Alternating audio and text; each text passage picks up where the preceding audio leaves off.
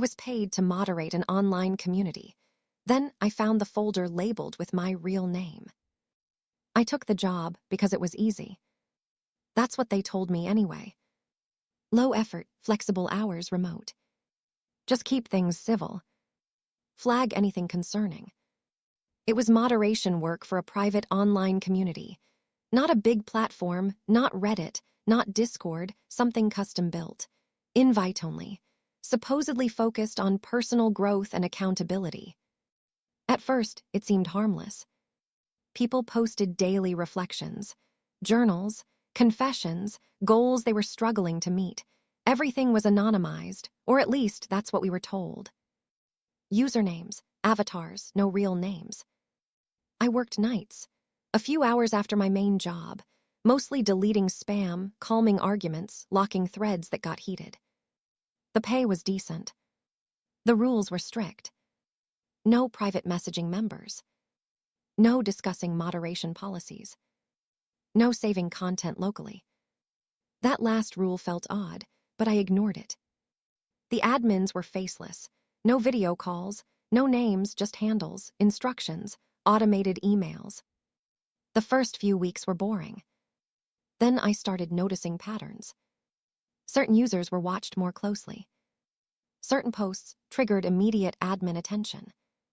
Certain phrases got flagged automatically, not slurs or threats, but things like leaving, cutting ties, moving away, starting over.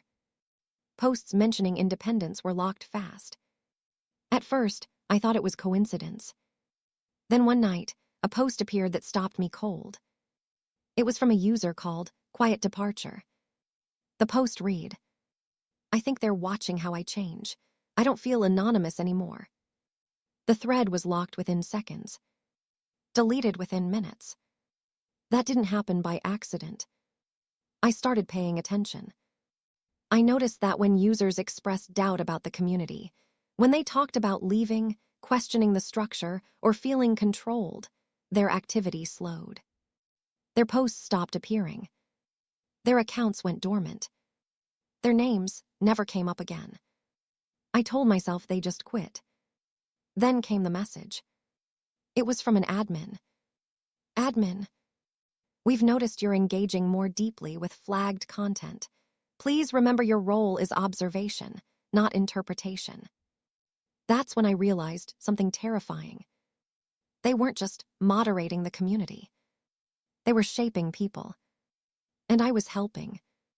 The turning point came at 2:17 a.m. on a Tuesday. I was reviewing backend logs, something I wasn't technically supposed to do, but curiosity got the better of me. I clicked on a directory I'd never seen before. It wasn't labeled by username. It was labeled by real names, including mine. I stared at the folder for a full minute before clicking it. My first thought was that it had to be a coincidence, maybe a shared name, maybe a test file, anything other than what it looked like. It was. Inside were subfolders. Location. Employment. Activity. Behavioral notes. My chest tightened. I opened employment first. My current job, my previous job, dates, titles, notes about my work schedule, even comments about when I was most active online. I hadn't given them that information. Then location. IP logs. General areas, not exact addresses, but close enough to know when I was home, when I wasn't, when I traveled. Notes like, consistent evening availability. Lives alone. Limited local support network. I felt sick. I clicked behavioral notes last. That's where it stopped feeling abstract. Responds well to authority framed as structure. Avoids confrontation. High tolerance for moral discomfort if framed as responsibility. Likely to comply if positioned as helping others. These weren't observations from the job. They were assessments of me. I scrolled further. There were timestamps tied to moments in my life. I remembered clearly weeks when I'd been stressed, when I'd posted less, when I'd hesitated on moderation decisions. They'd been watching me long before I noticed them. I closed the folder and sat there, heart pounding, listening to the hum of my laptop fan. Then a notification popped up. Admin. Please don't access directories outside your permission scope. They knew. I logged out immediately. The next morning, I received an email marked urgent.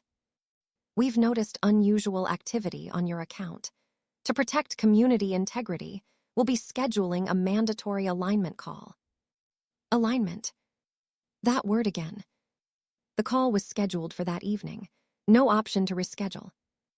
All day I debated quitting, deleting everything, walking away.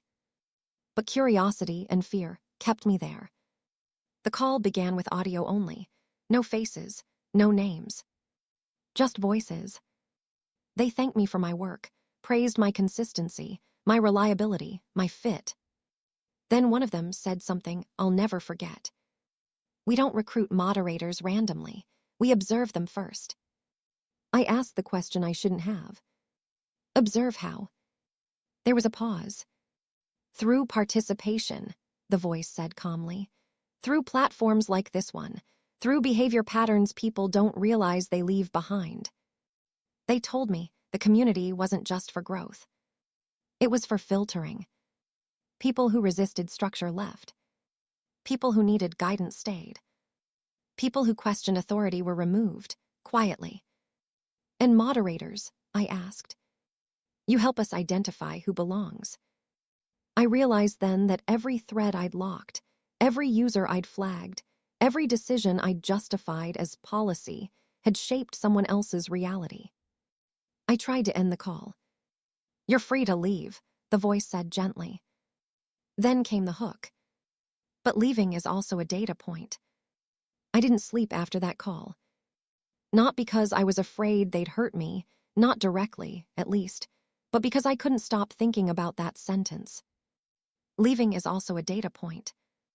I logged in the next morning to quit. My resignation message was already drafted. Polite, neutral, no accusations. I'd learned enough to know that sounding emotional would only confirm whatever narrative they were building about me. Before I could send it, another message appeared. Admin. Before you make any decisions, we recommend reviewing your performance summary. A new tab opened automatically. It wasn't a performance review. It was leverage. Screenshots of posts I'd moderated. Notes about judgment calls I'd made that technically bent the rules. Timestamps showing I'd accessed restricted backend tools. Nothing illegal. Nothing dramatic. But enough to make me look complicit if taken out of context. Then came the part that made my hands go cold. A section labeled External Impact. They'd tracked users I'd flagged who later disappeared from the platform. Not just inactive. Gone. Accounts wiped. Emails disconnected. Digital footprints thinned out over time. I wasn't being told this outright, but the implication was clear. My actions had consequences beyond moderation. I tried to rationalize it. Maybe people just left. Maybe this was exaggerated. Maybe they were bluffing. Then a new message came in. Admin. Quiet Departure sends their regards. That name. The user from the post that got deleted in seconds. I typed back without thinking. Me. What does that mean?